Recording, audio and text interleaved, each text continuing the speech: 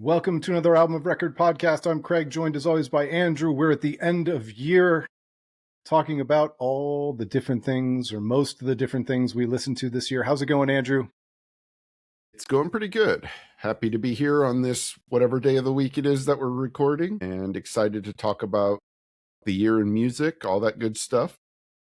Yeah, we listened to a lot of albums this year. We're going to do a tier list. We're not going to trash anything. It's all good. And that's how you and I like to do it. You know, there's certain things that, didn't really jive with us. We actually talked about one on the last episode that made other people's best of the year list. But for you and me, even the ones that we talk about today are going to fit into the lowest category of glad I heard it. Yep. I mean, knowledge is power, so you gotta at least listen. Yeah. I don't know. And anything else to say before we just start hitting the tier list and talking about all these different albums? I don't think so. I think I'm ready to just dive in. All right. Because we know this is probably going to take longer than we think it is. If we learned anything from our ranking every band ever tier list. Okay, so here, using the Tier Maker website, I have loaded, I'm sure we forgot some, but I've loaded pretty much every record that you and I wanted to talk about. As I said, the lowest tier, which is still a good thing. Don't be upset if we rank your favorite record in the lowest tier. We're glad we heard it. Then we've got solid, good, great, album of record. And I can already see they messed up my colors again. I had green at the top. Oh yeah, they did. Purple at the bottom. I'm just going to change that live. When I saw it earlier, the colors were indeed opposite of that. I can confirm. All right.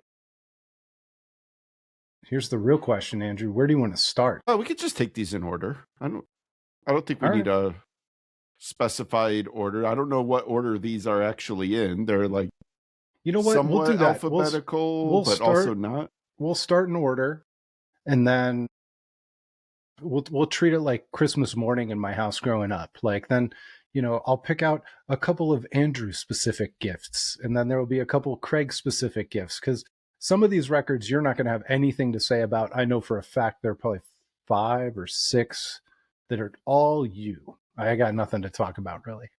Okay, sounds good. All right, so picking right off the top, we've got The World Is. The World Is a Beautiful Place, and I'm No Longer Afraid to Die. Dreams of Being Dust. I'll let you go first. We didn't talk about how we were going to figure out which category these are going to go in. Like, if we disagree on the categories, because some of these are probably going to be quite different. But this is one that... So... Are we setting like a number of that can be album of record? No, but I would just say for me, album of record is going to be something that I would consider putting in my top 5 for the year, just generically. There could be more than 5 that I'll vote that go in there. I'm looking for career defining records. I'm looking for something that's not only great, but great for the artist themselves, to the point where I think it's a record that I would go to if I said, hey, I want to listen to this band. I might go for this record and not their previous one or their debut or whatever. It defines their career in a way that I want to listen to it. Well, we could not be starting this off with a harder one for me, because this is, for me, I'm sure for you, this is album of record. This is somewhere right between album of record and great for me. Mm-hmm. I don't know if I would quite go to album of record for this one. Like, I'm pretty sure this will be outside of my top 5, but it's really, really great, and it's so close to being a contender. I don't know. I mean, I'll probably defer to you, because I'm pretty sure you're going to push for album of record, and I really don't feel like arguing against this album because it's incredible. Yeah, for me, it's definitely going to be in that album of record category, just because it's going to finish that high on my list for this year. And I do think that it's enough of a departure for this band and a new a new direction or a forging a new path. I think it stands on its own in their catalog. And so not to the degree that Foxing last year did, but I think it's in that category for this band. And so yeah, it's definitely going to be album of record for me on this one. Yeah, cool. Like I said, I don't want to argue this one. Yeah. There's plenty of things we can argue about. This album is not worth me arguing down from because it's incredible. Yeah. All right, that brings us to Arm's Length. Actually, the graphics are too small. I can't remember all the album names.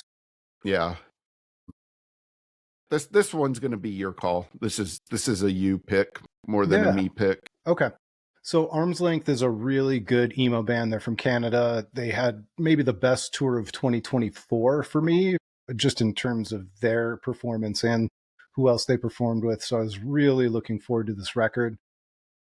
I was a little bit disappointed at first and then grew to really, really appreciate it. I think it's good. I think it's good. I would probably still default to their previous record as their best. It's very Spanish love songs to me. Yeah. Yeah. That makes sense.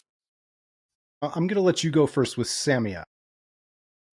Okay. Another one that I would have somewhere between great and good. I'm probably leaning great on this. Bovine Extinction is still easily one of my 3 or 4 favorite songs of the year. This is an album that really did stick with me all year long. I think this is one that is a great way for her to make her mark on the music industry, and it's been a big year for her. So I'm going great. I agree with that. I think there's also a factor of it beat our expectations. Like, we were pleasantly surprised. The come from behind factor for a record like this, just coming out of nowhere, means something, versus one that we were really expecting to love from the very beginning. I don't think you and I had ever even heard of Samia before this year. Nope. No, this one came completely out of left field and just blew me away. And like I said, it's something that's just been with me all year long. So yeah, great album. All right. Well, I hope you're not going to fight me on this one too, because I know you didn't like this one. Anxious, Bambi. I really enjoyed this record, but if I'm being objective, I think it's just good. So sometimes I know the kind of record that I treat like a binky, like a pacifier, and I really like it for that. But when I look at it objectively and I can talk about, how good to great it actually is, I think maybe if I saw this band live, I might be fighting to put it in great, because it seems like they're a really great live band. And that has a tendency to force me to push albums up even higher. But I would put this one at good. I know you didn't enjoy this one. You might think that I would push for Glad I Heard It, but actually, I would actually put it in solid if it was mine. My issue for it wasn't so much about not liking it as it just feeling a little generic to me. And the songs all felt very similar. One of my biggest complaints about it is I had this album on repeat, and I don't know how many times it looped before I realized that I had gone all the way through, because I just didn't catch on that the album started over because the songs are very similar on it. But I think it's good enough that it belongs on this list, and I'm not this one, I will not argue like we did for the ranking every band, because I, to some degree, like just about all of these albums. So Sure. Okay. I was pleasantly surprised by Scowl. It's one that kind of grew for me, but it's more of your band. So tell me where you think Scowl should go, and how high are you going to fight to put it on the list? This would be like the easiest, well, not the easiest, but one of the easiest album of records for me. Like, it fulfills every requirement. Like, it's a massive leap forward from their previous album. It shot them out of a cannon and into a different stratosphere. It pushed boundaries of the things they've done previously. I think it's a career defining record. I think it's one that a lot of people will forever go to when they want to listen to Scowl. So for me, it hits every single criteria. I think that this album is just a masterpiece of blending elements of like hardcore with like post-hardcore, some like melodic hardcore, like I don't know, like just blending a lot of different elements and influences. Kat's blending of the screams with her clean vocals was just so impressive. Yeah, it's album of record for me. So for me, I would have said good, and I would have said good at the beginning, and I would have said that it rose to great for me, but I'm not going to fight you on it. I especially after seeing their live performance on TV, whether it wasn't Jimmy Kimmel, it was one of those, but Was it not Kimmel? Was it it Fat? doesn't. It might have been the Yeah. Colbert or something. But anyway, it doesn't matter. They did exceptional things this year. And so I just can't, even though it's probably not going to finish in my top 5, I can't argue it. It's just that level of quality. Great Grandpa is one that you and I talked about earlier this year. Embarrassing band name. I loved their previous record. I was kind of surprised that this band kind of was still active and still making records. This one was a big time. I was really looking forward to this one, and it met my expectations. It doesn't quite make it to album of record for me, and it's a little bit better than good, so I would go great on Great Grandpa, which I guess is kind of fitting because of the name. Yeah. I will say glad I heard it. Okay, well, what do we? That's all I have to say about it. So what do we do? Do we default to I whoever don't ranked it know. higher? I suppose, yeah. You know what? I think on this one we compromise. We say it's good. Okay. I can live with Because that. honestly, if I'm looking at the Great Grandpa catalog now, I think it's very good, but I would still think the one previous is the best so far. Yeah. Yeah. All right, All you right, get to pronounce this one. Nuvo La Scura. Well, this is But I'll let you you got to you should talk talk about it. you should talk about it because you're the one that introduced me to this band. So, Okay, so this is a very heavy record, one that I wasn't really expecting at all. I knew nothing about it. It's man, I don't even know. It sounded very almost industrial hardcore. There's like a shine or a sheen to this record, and the song structures are very avant-garde and all over the place. I couldn't really always tell where one song ended and the other one began, but I just really loved it. And it hit at a moment of the year where I was walking around a lot outside in decent weather, and it just hit me, and I liked it very much. But I'll let you tell me where you think it should go in terms of a ranking.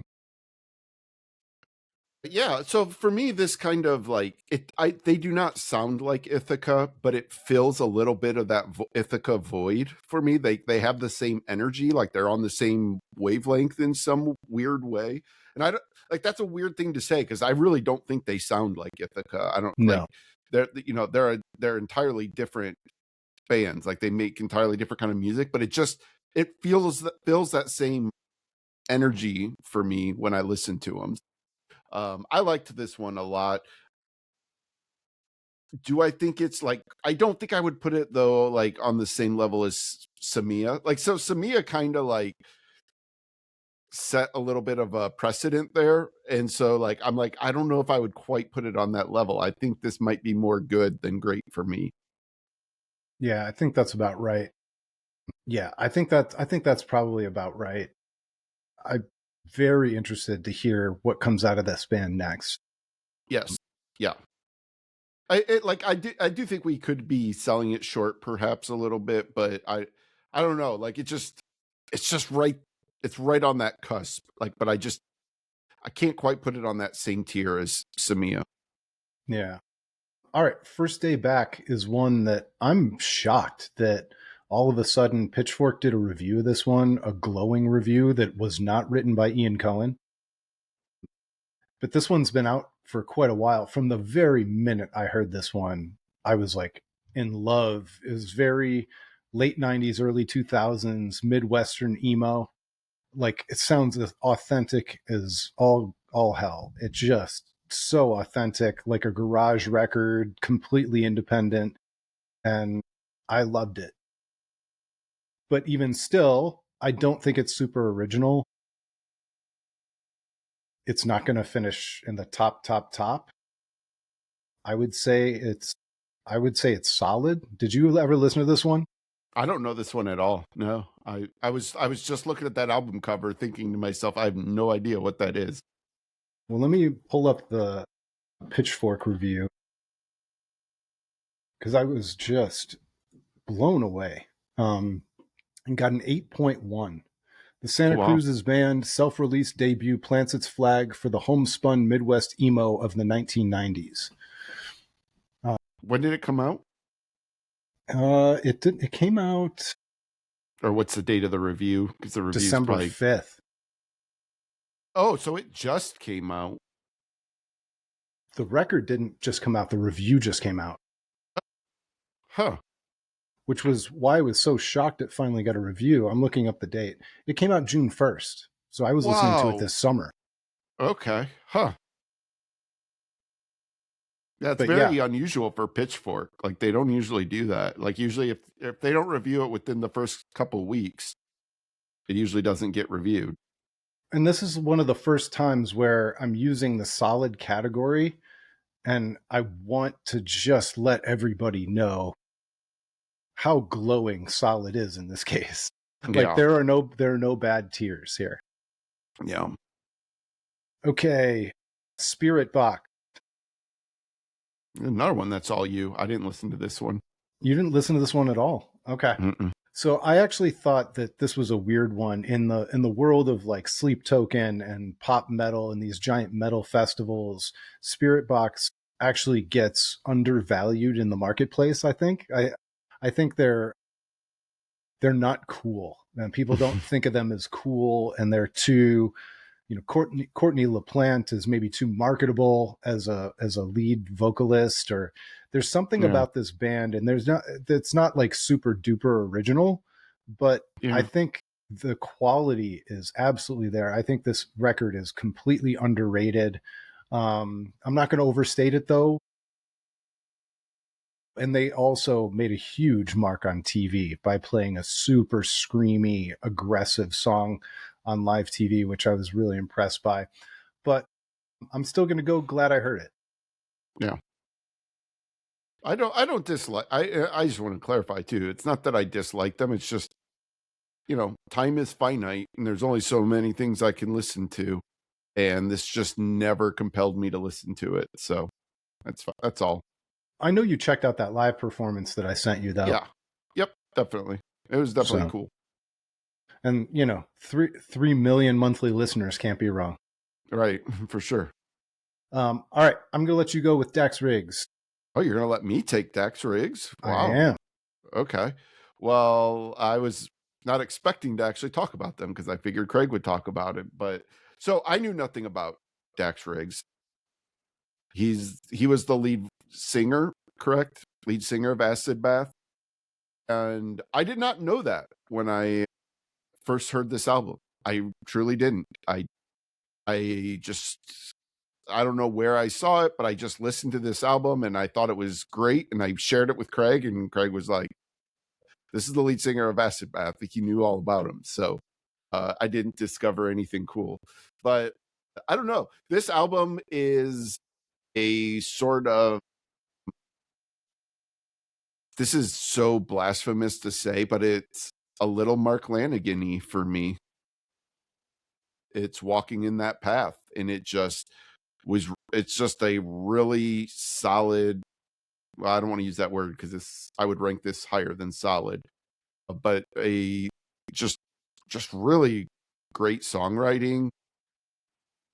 And I know, like, Craig has talked a little bit. I think you've talked even on this podcast maybe about some of Dax's lyrics maybe being a little out there, and maybe some of his ideas being a little out there, and him being a very different guy. But I found the lyrics in this one interesting and intriguing, and it made me want to know more about him.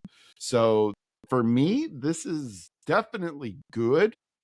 And again, like, I could see an argument for it being great, but I would probably settle on good. Yeah, I'm between good and solid. I love Dax unconditionally. I think, he's been an artist in my life since I was in high school. For me, though, this is variations on a theme. This is similar to a lot of the songwriting he's done over the years post Acid Bath. And so while I enjoy it, it didn't strike me as super, original for him. Yeah, well, it's funny because it was all new for me. So I was more excited by this, I think, than you were because of that reason. But it's totally, totally solid.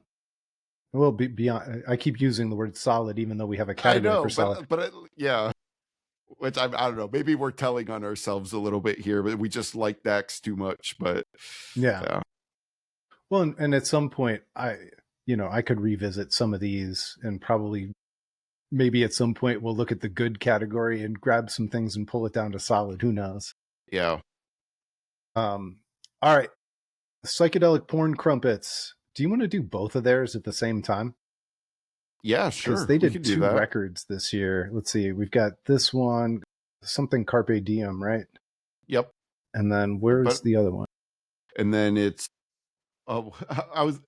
it's right beside Restraining Order after Deafheaven and the second row. Yep. All right. So we've got the psychedelic porn crumpets. The first one, Carpe Diem Moon Man, right? Is that what it's called? Yeah. So for me, that one's that one's easy great. This album just blew me away. It is just incredible musicianship, great songwriting.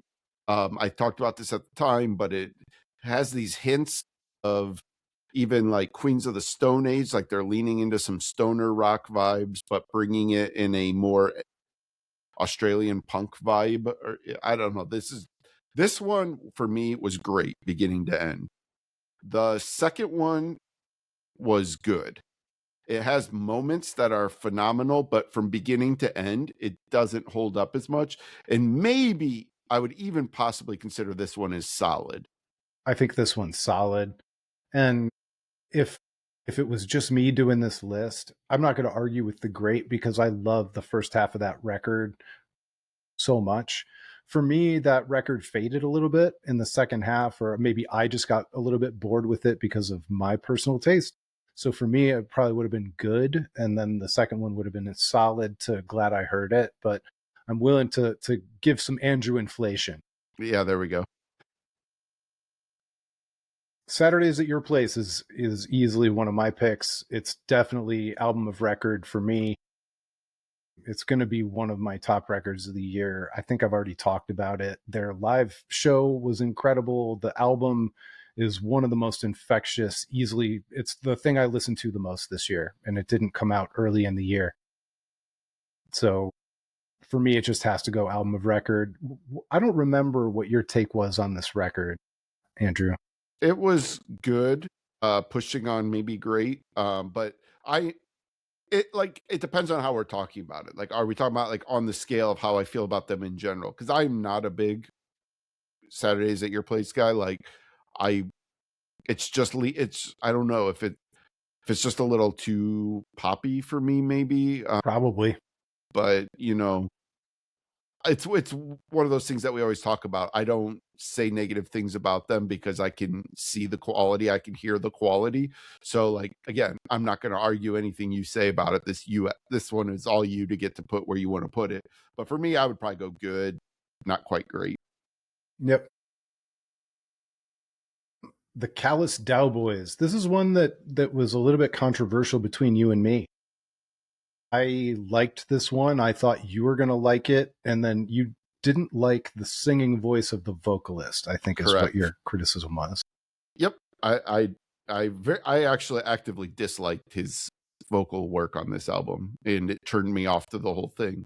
And I don't like we said, like I don't want to be too critical about anything on here, so I'm not gonna denigrate this band or anything. I'll just say I'm glad I heard it. Yeah, well, and I ended up there too.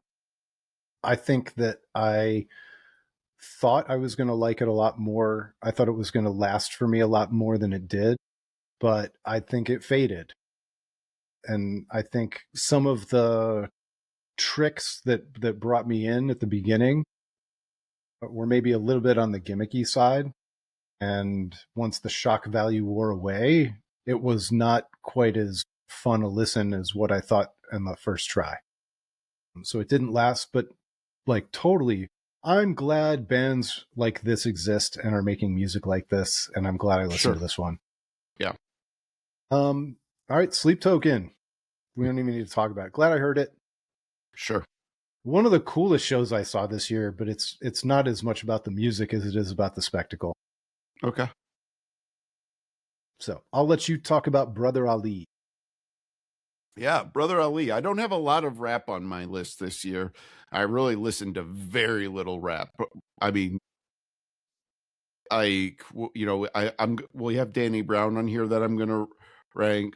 Billy Woods, we didn't put on the list, but I did listen to that, thought it was okay. But I don't know, not a lot of rap really grabbed me. But this Brother Ali album is a little bit of a product of the time of year that it came out, because it came out like in January or February. So it's very early in the year when I'm desperate for new things to listen to. I'm just going to put this in solid. It's very good from beginning to end, but I just can't like sit here and say that it's better than solid. It's just a really, really solid beginning to end rap album. Yeah, it came out on Valentine's Day, February 14th, and it's such a cool throwback to the rap from when you and I were teenagers. And it sounded really comfortable and familiar to me, which is something I really loved. To some degree, it's probably what I love so much about Run the Jewels back when those records came out. So I would recommend anybody who likes rap to listen to it, but I agree with your assessment. Except you put it in glad I heard it instead of solid. Oh, I'm sorry. My fault. I thought maybe at first you were just making an executive decision, and then you were like, you said you agreed with my assessment. So this is why I'm glad you're here to check my work. Yeah. All right. Skinhead. You and I both talk. I'll go first because absolutely. This is the year of Craig in hardcore, so I'm happy for you to take it. I came into 2025 as somebody who never would have liked Skinhead. But there was something about the melodic nature of the songcraft. Yes. That the vocals and the sometimes tongue-in-cheek, maybe even silly lyrics played much better. They felt a little bit more sincere to me in a backhanded compliment kind of a way. And I ended up really enjoying this one. For me, I would probably put it in solid, which is a big compliment, but I'm going to let Andrew rank it because it might finish higher on his list. So this is going to be a top 10 album of the year for me. And if we can use a sports metaphor, you talk a lot about like the ideal football team has like an identity, right? Like your offense, you want to have an identity, or your defense, you want to have an identity. And in hardcore, not all bands have that identity. Sometimes it can just be about the showmanship, the energy, being loud or something like that, but not really like an identity in terms of how they're going to craft their songs. And I think the thing that stood out the most to me about Skinhead was, like Craig said, he alluded to this, just the craftsmanship that go into these songs with these dynamic lead guitar parts that, like, I compared it a lot to what Nick does in Drug Church in terms of adding that dynamic layer of a melodic lead guitar part. So Skinhead does that a lot, but they still do it in the package of a pure hardcore band. And I love the vocals, and I like the imagery that he's portraying with these songs, with these lyrics. And to me, it goes hand in hand with what they're trying to do sonically. I just think this is a remarkable hardcore record. This is one I listened to once and immediately went out and ordered it on vinyl. I love everything about this album. I'm not going to put it in album of record though. I'm just going to say great.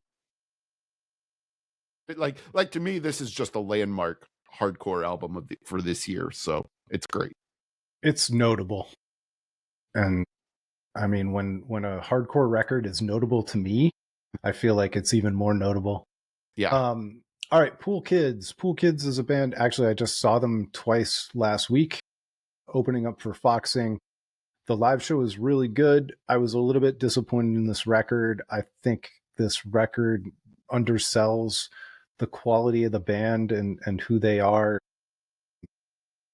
It maybe puts too much of a production magic around them. But the songs are really good, so I would go solid on Pool Kids. I'm going to agree with that. Solid. I'll just say this is one of my biggest disappointments of the year. I was so looking forward to this album, and I really liked a couple of the lead singles from it, and I was very excited for it. And this was one of the few albums this year that when I listened to it, I was just like, I don't know, they're just not, the energy's not there for it or something. Like it just doesn't draw you in the way you would expect it to. And this is more negative than I want to be because I like this band a lot. But for me, this is just solid. So, all right, I'm going to let you lead with La Dispute. La Dispute is one of the bands that confuses me the most on why you don't like it, even though I know why you don't like them. And I don't want it's not that you don't like them, that you don't love them as much as I do. Thank you. And because I do like them. Because I know you do like them, but I'm always I just feel like you should love them as much as I do, even though I know you don't like sort of talky vocals, and La Dispute can be in that sort of monotone. Every song, the vocal delivery is kind of doing the same thing a little bit, and I'm quite sure that that's what's preventing you from loving it as much as I do. But just sonically, what this band does when they're on is unbelievable. This is one of those bands that creates these soundscapes and these journeys and these songs with a beginning, middle, and end. I can say a lot of the things that I feel about Deafheaven, La Dispute, when they're on, can do a similar thing. Now, the issue with La Dispute is that they are not always on, and they've been wandering in the desert for a long time. I don't know what year Rooms of the House came out. Do you remember? Was that gosh, I feel like that was 10 years ago, right? 2015. Yeah, so 10 years ago. And just the stuff they've put out since then has just felt like they were just going through the motions and not putting that passion into it. I just didn't feel anything about the stuff they put out since then. However, this new album, they are back in a big way. This is some of my favorite songs of the year are on this thing. I absolutely love this. For me, this album's great, but I'm going to guess you're going to lean more good for it. Yeah, I would lean more good, but I'm not going to argue with it. I think this record was an achievement for them. The return to form, if you will. And I can hear the quality in it, even if, for me, the replayability was just whatever. And by the way, it's in my graphics twice. So wow. I'm only going to rank it once, but okay. it's I accidentally created the graphic twice. Interesting. Yeah, I just saw that. All right. I think this next one is Fust. I have to look it up just to guarantee. So Fust, Big Ugly. This was one that I listened to because we heard about it on IndieCast. It was a big Stephen Hyden pick. I really wanted to talk about it and put it on the tier list because I did enjoy the fact that I heard it, but it's emblematic of the countryification of indie rock, where some of the stuff that passes for indie rock these days might as well just be country. And this is almost a straight up country record, but I hear the quality in it. So I was glad I heard it. Did you ever listen to this one? I listened to one song and I just was like, I'm not going to like this album. So I didn't. Like, and when I say not like, I mean, you know what I mean? Like, I'm not going to love it. Yeah. No, I got you.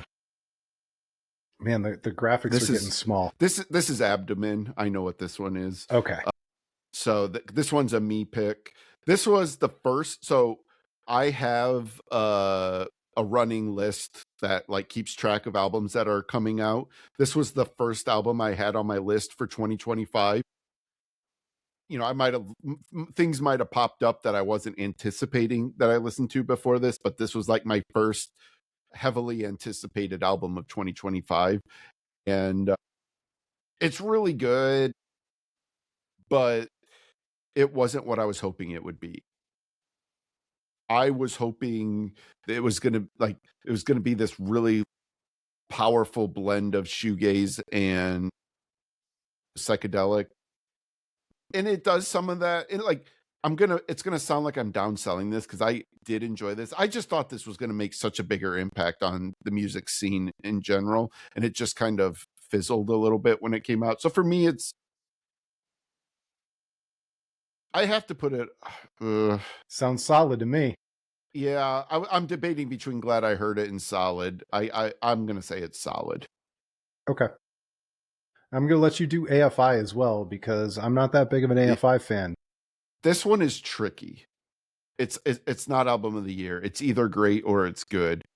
And it's a weird thing because these guys are going to run into a little bit. I see Deftones are looming on the horizon here, and one of the things that's difficult, we've talked about this all the time with Deftones, like how do you delight and surprise anymore when you've been around this long and put out this many albums? Like you just kind of know what you're going to get. And you know, AFI is a little bit similar to Deftones in that for the most part they've put out nothing but quality. They have like their previous couple albums didn't do as much for me as you know a lot of their earlier output, but they also have changed their sound up over the years. Davey Havoc famously changes his style radically all the time.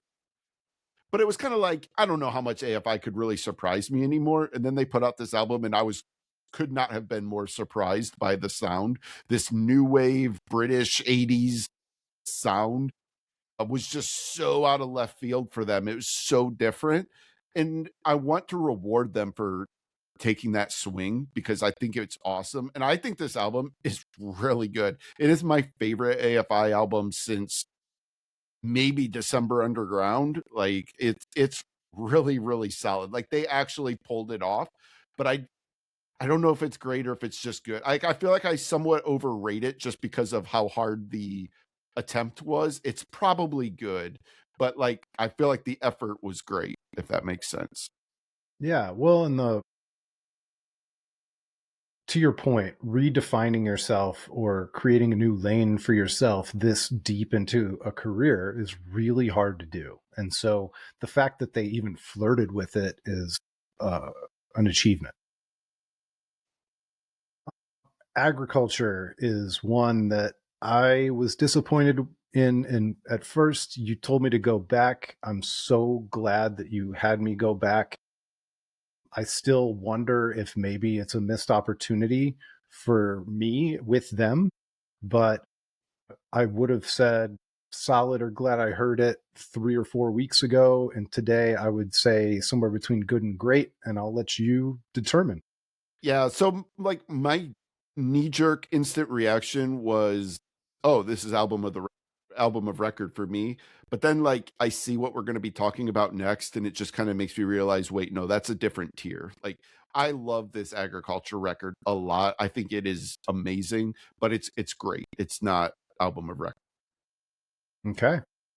Which brings us to Greet Death, one of our favorite bands, a band that you and I were supposed to see, opened for Deafheaven before the pandemic, the great What If show that was canceled at the very Yeah. last minute, probably in March of 2020 or April, maybe. Yeah. I think it Greet was Death is March. was March. Yeah.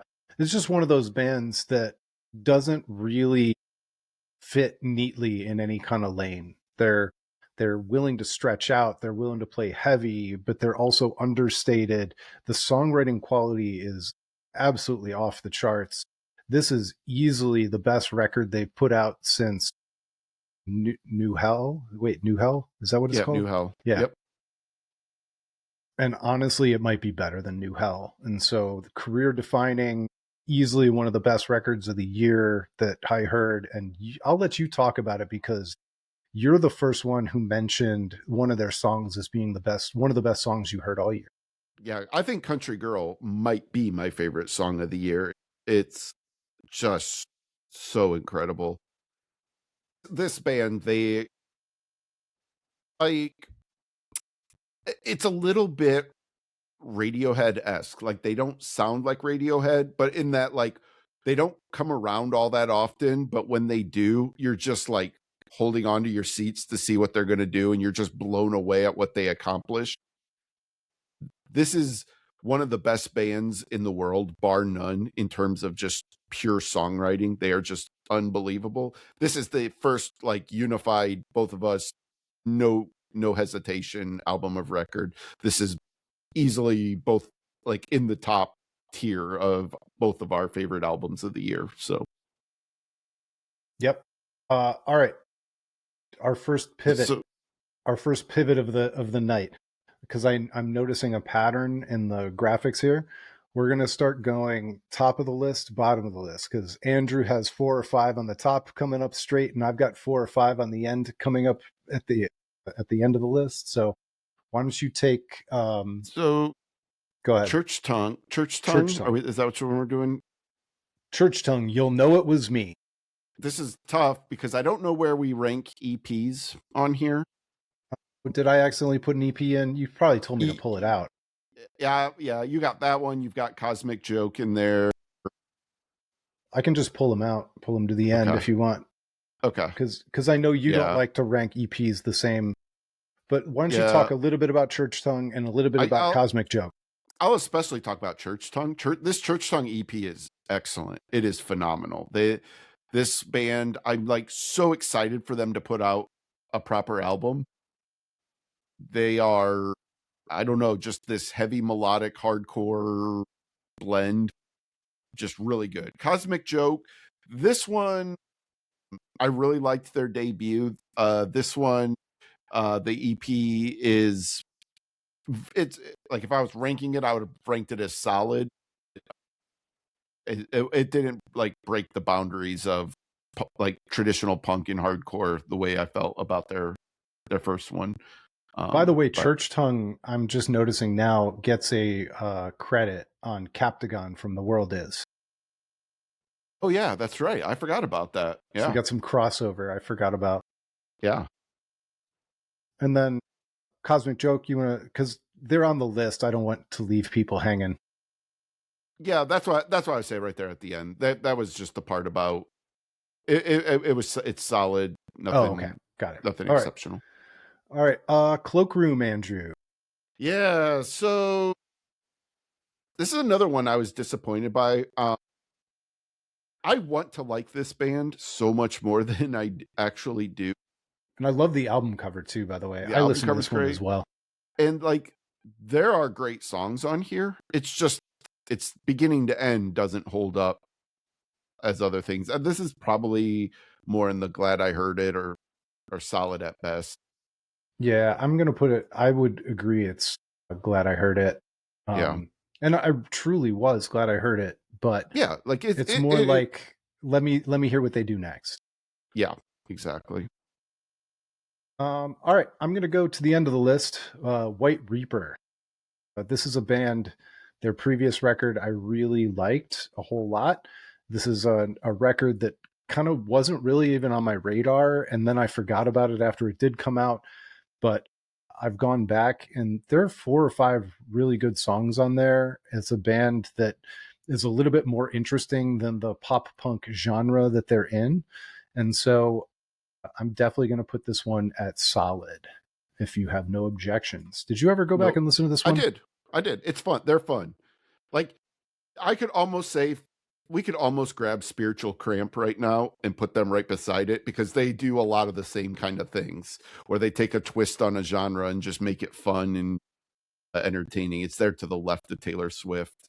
I would say just move that right beside that right now, because I think I All think of right. those two albums very similarly. So Blood Brothers. All right. So Combust. yeah, this is a really really good New York hardcore band. This was an album that I kind of forgot about for a good chunk of the middle of the year, and I sort of like re-fell in love with it as I've been listening to stuff here, trying to remind myself of how I want to rank things. I'm gonna put this in good. Could argue that it's great, but I wouldn't put it quite on the tier. I don't think of some of those other albums that are on the great line. So it's almost more good by precedent.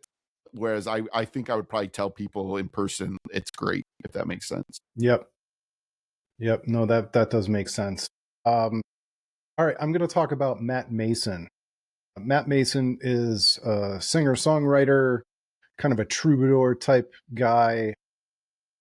Probably not clean cut enough to be like an Ed Sheeran or a Noah Khan, but like an indie rock version of those guys. Unbelievable vocal range. And the reason why it got onto my radar is because his latest record, he did a song with Manchester Orchestra. And so he does the singer-songwriter thing, but he also hits that emo vibe for me. It's probably a little bit too clean and poppy maybe for you, not dirty country enough to really set off any bells and whistles for you. But this one, shockingly good, to the point where like discovered it on Instagram because the video with Manchester Orchestra got tagged and I saw it, and then I listened to the record and I saw some of his other live videos and just totally blown away. Yeah, cool. Danny Brown. So Danny Brown, interesting one. You know, Danny Brown, probably my all-time favorite rapper personally. I've been a huge fan of his ever since the first time I heard his album 30 or Triple X, however you prefer to pronounce it. I was a bit like kind of curious where he was going with his career. After Atrocity Exhibition, which is my favorite album of his, he's come back with, you know what I'm saying, which was good, but it didn't blow me away. And then Quaranta, which was his like follow up really to 30. This was his 40 album about him turning 40. Was really a tortured process of getting that out, and it took a while. And I don't know if I'd be curious to know if he feels that that really came out exactly the way he intended that one to. But I liked it a lot. But it was just enough to make me wonder, like, where's Danny going with his career? And then he got sober, which was great that he got sober. But it was like, well, what the hell does sober Danny Brown sound like? I don't know, And he put out this album that like is just overflowing with energy and life. This album is a party. Like, it is so much fun to listen to. It has like a lot more of these like twitchy techno EDM type style, which I'm not really into, so I'm almost surprised how much I like this. So I'm going to actually put this in good. I really like this album quite a bit. You referred to the previous one as shockingly good. I think that's how I would describe Danny Brown. Okay. All right, let's talk about Deftones. I'm just going to make a prediction. For me, this is good.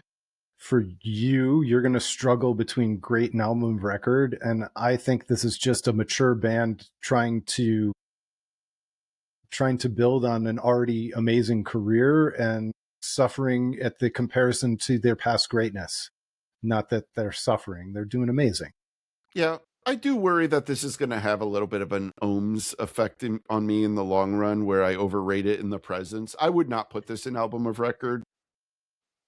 But I by the way, I forgot my one last point. I can't possibly put this below Samia, which I also loved. Yeah. I think it's great, personally. I do too. But it's weird with a mature band like Deftones, like trying to place it, because again, it's not the first one I'm going to go to when I think about Deftones. So Yeah. just the maturity effect. All right, Drain is all you. Yeah. So this one's going straight to great. This album is so sick. This band is just the most reliable hardcore band on the planet right now.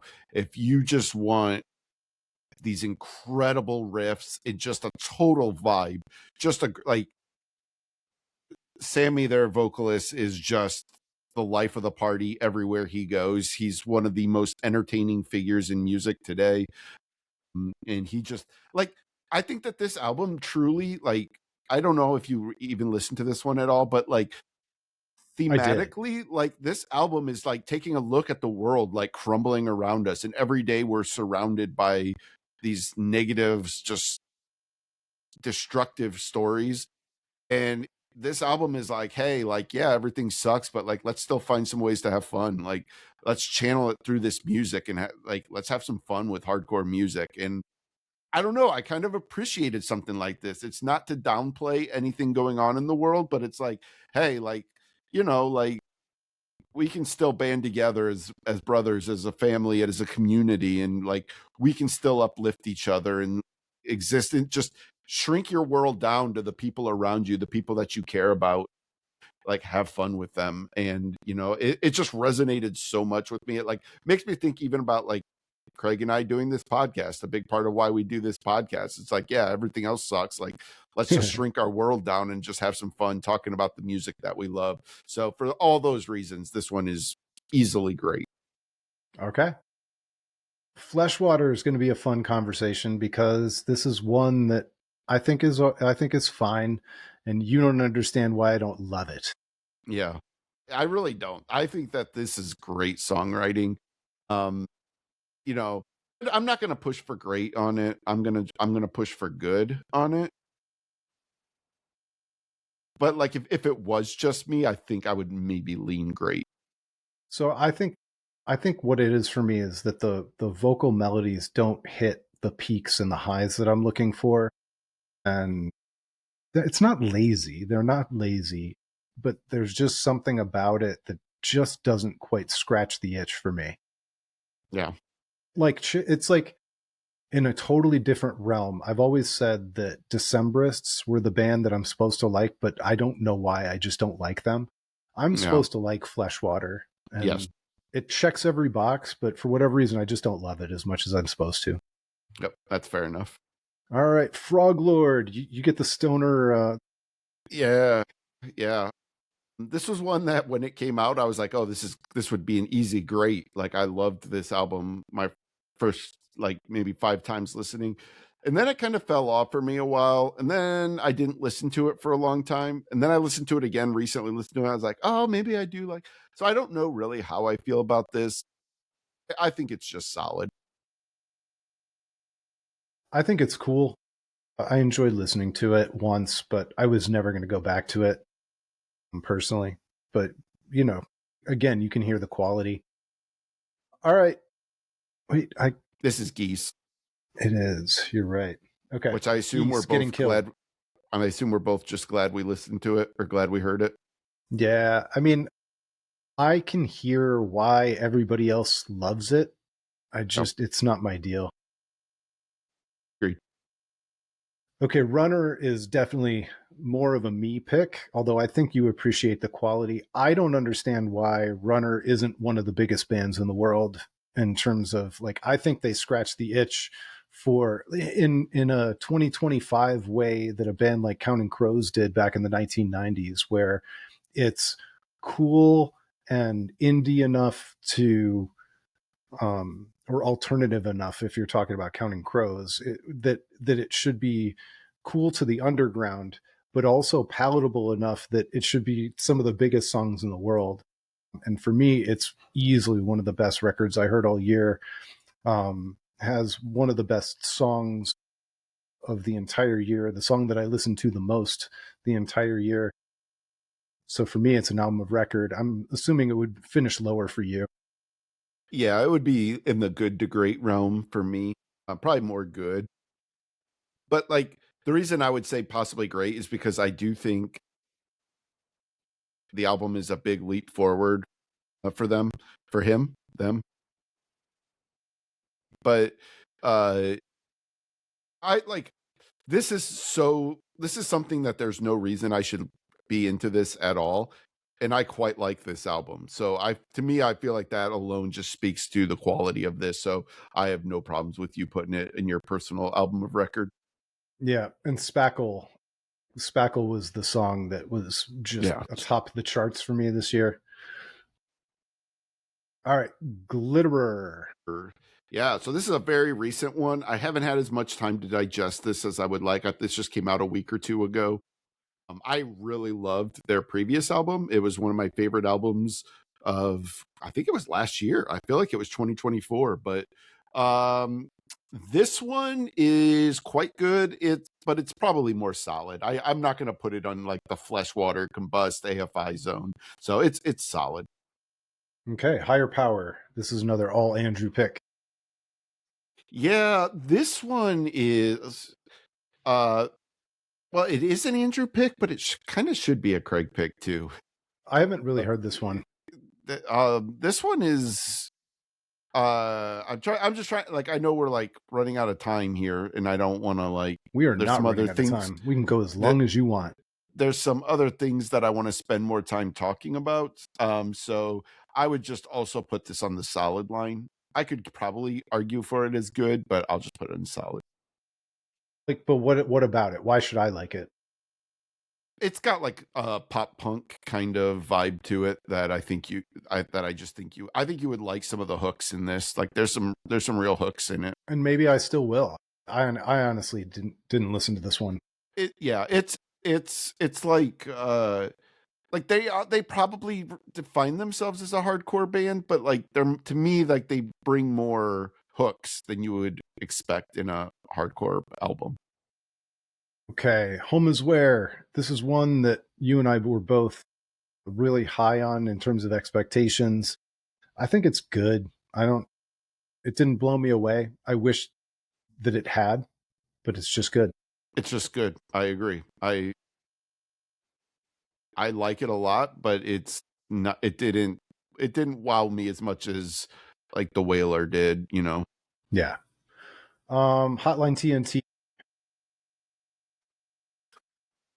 Boy, this one's tough. When this For me, this one's probably solid. Yeah, that's probably fair. When this came out, I really loved it, but to be fair, like I kind of forget what it sounds like, and they're not on Spotify anymore, so I haven't listened to it in a while. And that's not a judgment. You do what you want. No, it's makes life difficult. All right, Military Gun, a band that you and I both love. God Save the Gun. I'll go first on this one. I think this is some really good songs. I think maybe it's not as complete a record as I'd like it to be. I don't think that I could go full great, but I couldn't possibly put it any lower than good. Would you make an argument for great? I would want to with every fiber of my being, because I love this band. I have enormous respect and admiration for Ian Shelton. And I love what he attempted to do with this album. Some of the risks that he made sonically on this, I think, are really cool. A lot of twists that I didn't expect. But it boils down to, for me, I still hate the way the guitars sound on this album, and that's going to prevent it from being great.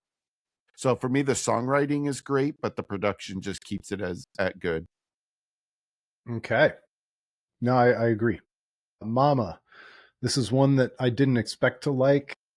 Another band name that kind of annoys me. But I ended up really enjoying a lot of these songs. If anything, if I had any criticism, it's that some of it's monotone. Maybe there aren't enough dynamics in the production and the songs. But I mean, you'll find that with anything that veers towards shoegaze at all. Mm-hmm. So anyway, I'll leave the ranking to you. I think this has to be great.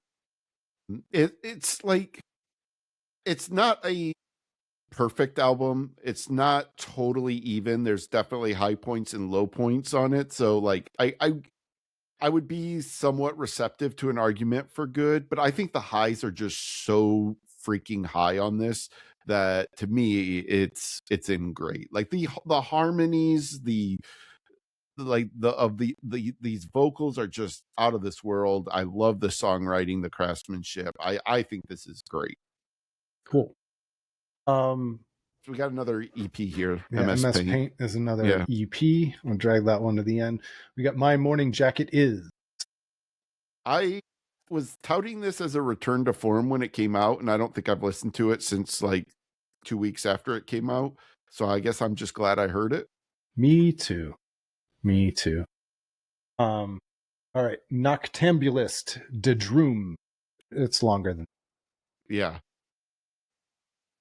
Boy, this is a tough one. This is another one that was sort of a product of its time, that it came out very early in the year and it caught me by surprise, and that energized me and I was really excited about it. I'm gonna put it in good though. I'm not gonna drop it any lower than good. Yeah, I might have said solid because I don't think that's an insult, but I wouldn't argue if you said good. It came out in February Yeah. and you and I needed it in February and it Yeah. definitely. It's it's kind of a black metal type sound. That to me it's good. We've already Def spent a Heaven. long time talking about Deafheaven. It's, I mean, just straight up to album of record. Like, I don't know Yeah, what else we need to say about it. here's what I will say. If because this followed Infinite Granite and my anticipation level was super high and it met my anticipation, it belongs an album of record. If they put out another record almost exactly like this one, it's going to be in great or good. It's going to be harder and harder for Yeah, them to. I see what you're saying. Yeah, that's I'm fair. going to start taking them for granted. Yeah, that's fair. I mean, they've been around long enough that they are kind of hitting that point, you know? Yeah. Someday there'll be Arcade Fire. They'll ask us all to dress up Yeah. formal for their concerts. Restraining Order is all you. God, this band is incredible.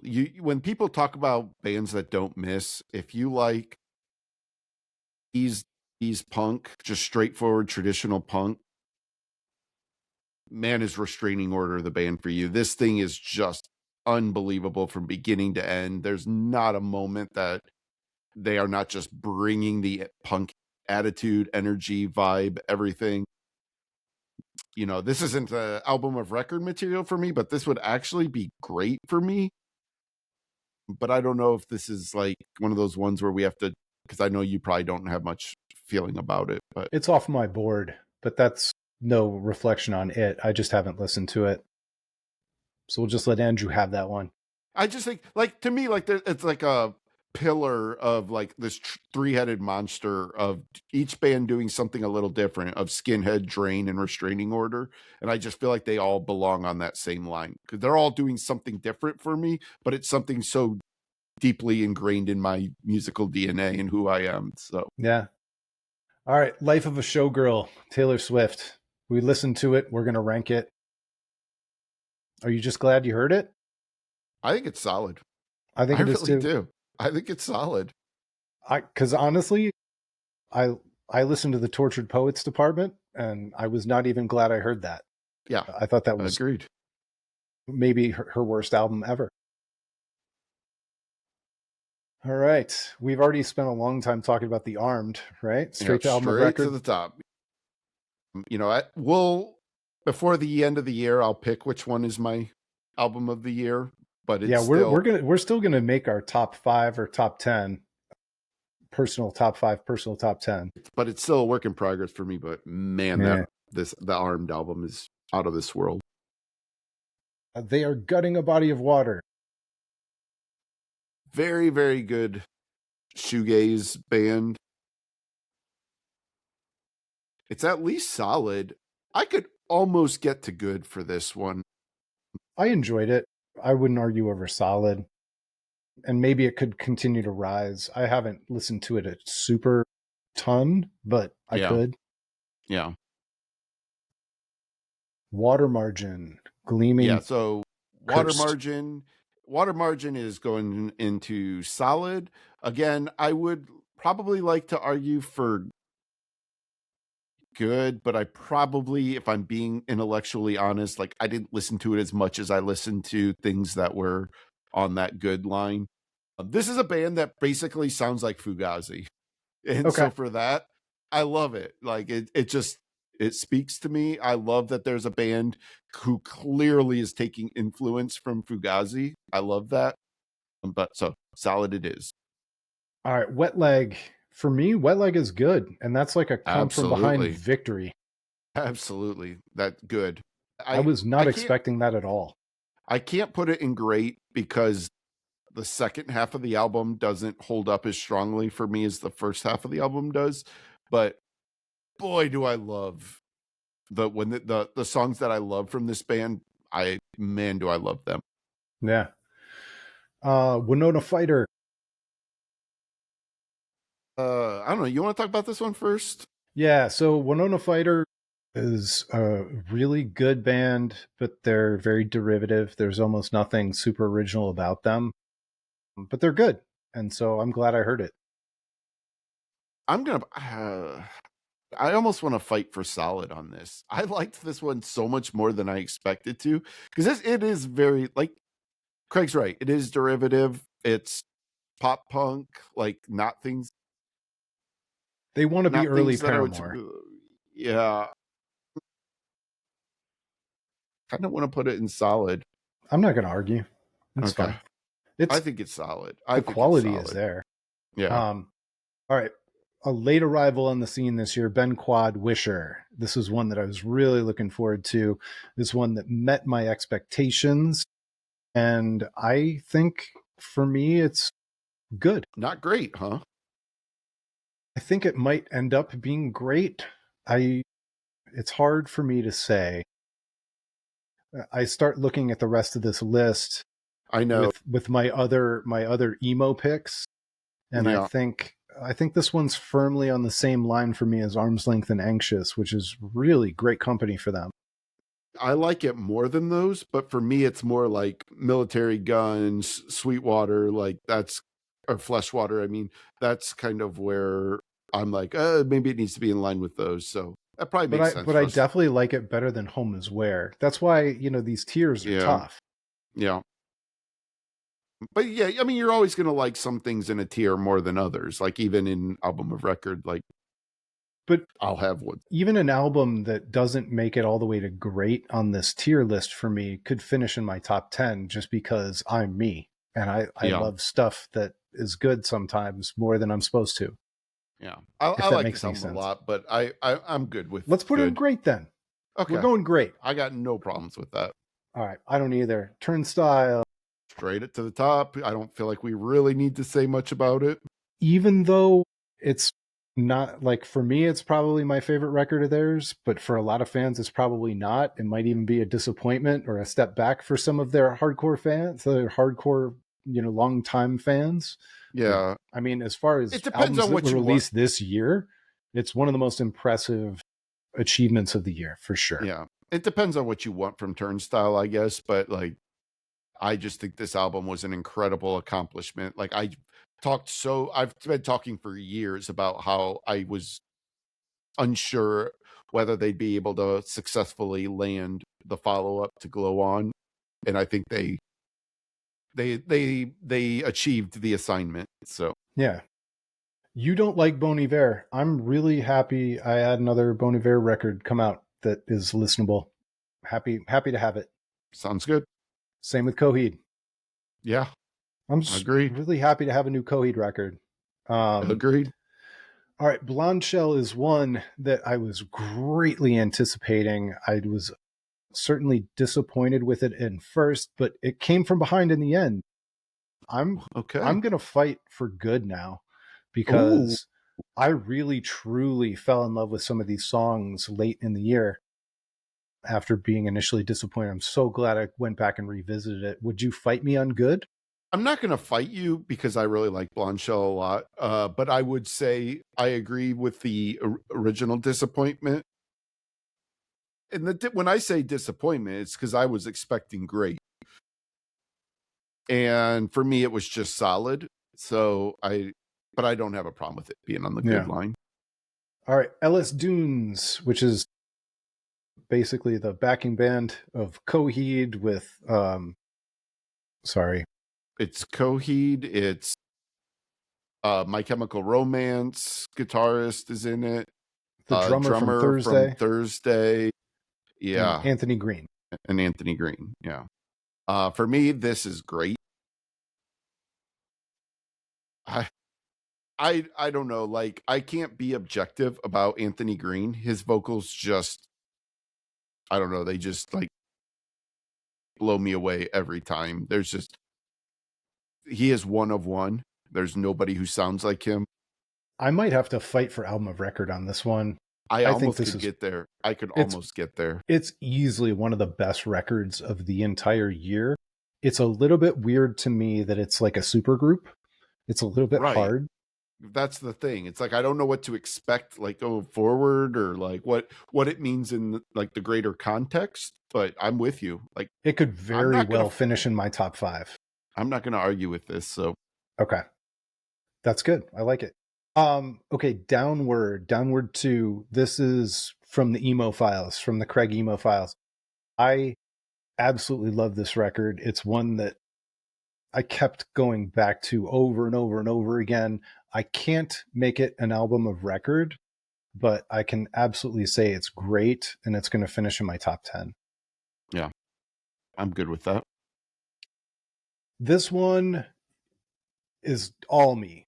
I don't expect you to weigh in on Sam Fender at all. This is the ultimate. Let's just put it this way. I love this record, and I heard the top single when I was in Sheets getting food. So it is like that level of mass appeal. It's never going to be considered cool here in America the way it probably is in England, but it's absolutely one of the best records I heard this year. I'm not going to make it album of record, but for me, it's totally, totally great. All right, Dyspitz, or Dyspitz, or however you pronounce that. It's Dyspitz. How high can I put a band or an album that I didn't discover until yesterday? Literally yesterday. I don't think you can put it higher than good, but you can revisit it later. This one, I'm going to be very curious to see how high this creeps up. This does everything I love in music. This is 90s grunge with female vocals. There's elements of Hole, Mudhoney, Alice in Chains, Soundgarden. That sludge is in there. Some of the vocals sometimes even sound a little bit like Alicia from Bully. This is like the darker, heavier side of what Alicia does with Bully, where she takes like her take on 90s grunge. This is heavy, like just the loudest guitars, produced by Will Yip, who of course knocked it out of the park and made this album just sound unimpeachable. I don't know how high this is going to end up very high on my list. I have fallen head over heels in love with this band in just one day. So for me, I have to go good, because I agree. I can't put it on great so fast, but man, is this good. Okay. So that brings me more of the emo files. Kerosene Heights is a band. I really enjoyed their last record when we're talking like tiny, not super tiny, but pretty small bands now. Kerosene Heights is a record that I think is very good. And it's not breaking a lot of new ground. It's very rock, emo, dude heavy. And I think people will like it, but for me, it's good. Snowcaps. Snowcaps is one that should absolutely play to me, as you said, but it's solid. It's solid. It takes 3 really famous people, and it just kind of holds court. Does what you would expect those 3 people to do when they make music together. Yeah.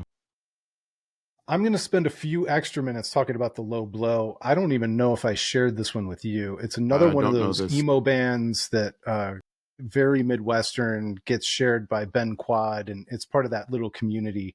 They are very tiny band, but emo bands think that they're dramatic. They got nothing on the Low Blow. The Low Blow writes some of the most dramatic, overwrought songs you've ever heard in your entire life. And this is going to sound crazy, but the singer, one of the singers, the most prominent singer in the band, reminds me of Dan Fogelberg. And not like in a bad way where it pisses me off.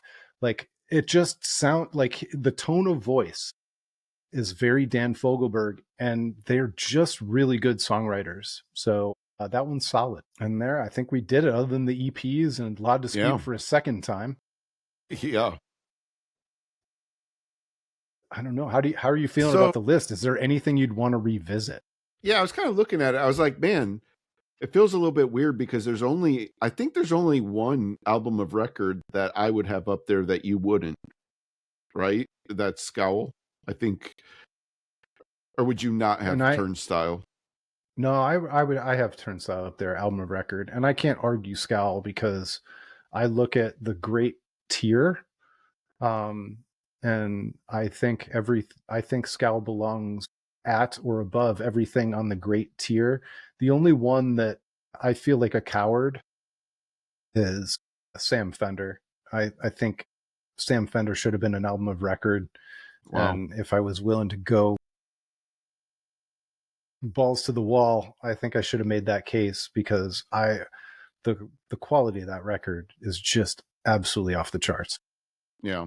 I think for me, like I'm in a weird spot with this list, like where I don't want to put everything on album of record, but like I feel like Skinhead, La Dispute, Agriculture, Drain, all do things for me that will make them contenders for like a top 5 album of the year for me, that I think will make these be standout albums to a certain degree for them in different ways.